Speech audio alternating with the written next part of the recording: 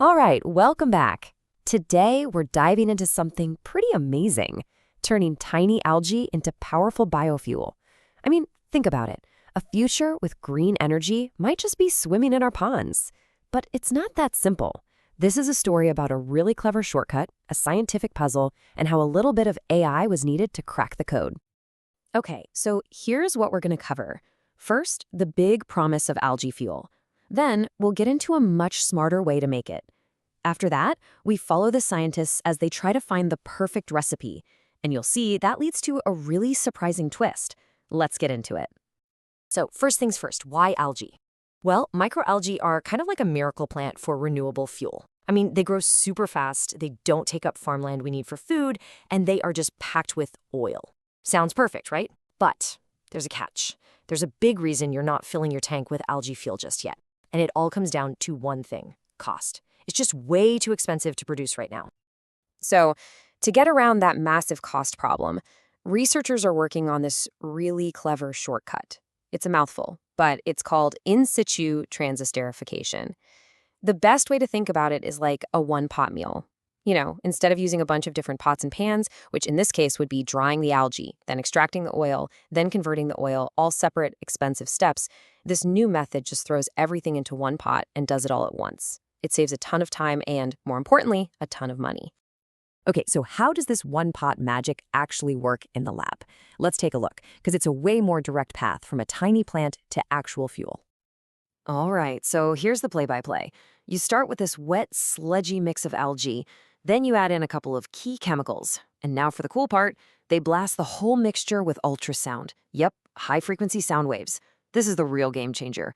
The sound waves literally shake the algae cells open and kickstart the chemical reaction that turns the oil inside into biodiesel, all in one shot.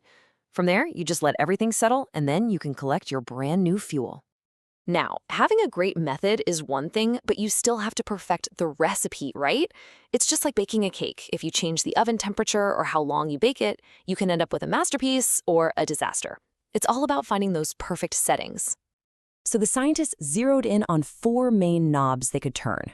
First up, the ultrasound power. Basically, how hard are they hitting the algae with sound? Second, the reaction time, or how long do they let the whole process run? And finally, the amount of the 2 key solvents they were adding, methanol and chloroform. You got to get those ingredients just right. Okay, so how do you know if your recipe is a winner? Well, the first thing they looked at was something called FAME content. Don't worry about the name, it's just the sciencey term for the biodiesel itself. All you need to know is that it's the yield. It's the big question. How much fuel did we actually get out of this? But here's the thing, making a ton of fuel is great, but not if it takes a ridiculous amount of energy to do it. It has to be sustainable, right? So they also measured something called exergy efficiency. This is a really cool concept. It basically measures how much energy gets wasted during the process. So if FAME content is about quantity, how much fuel you made, exergy efficiency is all about quality. How smart were you with your energy? And this is where the story gets really interesting. Because when the researchers looked at all their data, they found a huge problem. The recipe that gave them the most fuel was definitely not the most energy efficient. And the most efficient recipe? Well, it didn't produce nearly as much fuel. The 2 goals were literally at war with each other. So you've got these 2 totally different goals pulling in opposite directions. Goal number 1, maximize your yield. Squeeze out every possible drop of fuel. Goal number 2, maximize your efficiency. Make the whole process as green and waste-free as possible. You can see the problem, right? You can't have both. Or can you? And that brings us to the million-dollar question for this whole experiment. Is there a perfect recipe? A single magic combination of settings that could give them the best of both worlds, tons of fuel and incredible efficiency? So let's look at the numbers. When they went all out for just making the most fuel possible, they got a yield of almost 88%. That's huge. But to get there, they had to crank everything up to 11. We're talking maximum power, maximum time, and just flooding it with chemical solvents. It was a brute force approach. But now check this out. When they flipped the script and aimed for maximum efficiency, the recipe was completely different. Way less power, less time, and a lot less of those expensive solvents. So this really proved it.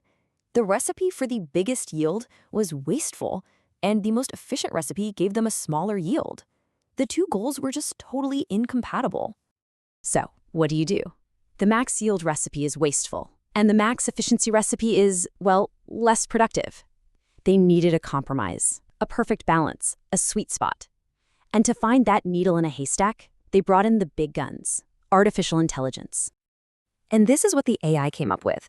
The researchers fed it all their data, every experiment, every variable, every result, and the AI crunched the numbers to find the absolute best compromise. The recipe it found uses high power, but not the absolute max, and the full 100-minute reaction time. And just look at these results. They get a fantastic 81.2% yield, while keeping the energy efficiency at almost 80%. That's a huge win-win. And as the lead author of the paper points out, the goal was never really about hitting a home run on just one metric. It was about finding that perfect balance. By doing that, they could make the whole process way more sustainable by cutting down on wasted energy. And that is the key to actually making algae fuel a real affordable option someday. So let's zoom out for a second, because this whole quest for one perfect recipe, it's really about something much, much bigger.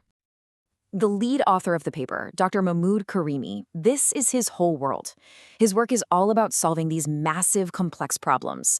He combines the science of biofuels with AI modeling and deep economic analysis to make sure these new green technologies aren't just cool in a lab, but that they can actually work in the real world, from start to finish.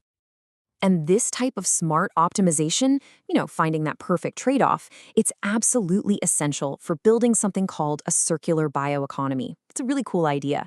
Instead of the old model of take, make, waste, a circular economy is a loop. We create valuable things, like fuel, from renewable stuff, like algae, in a way that's sustainable and doesn't create waste. So, what's the big takeaway here?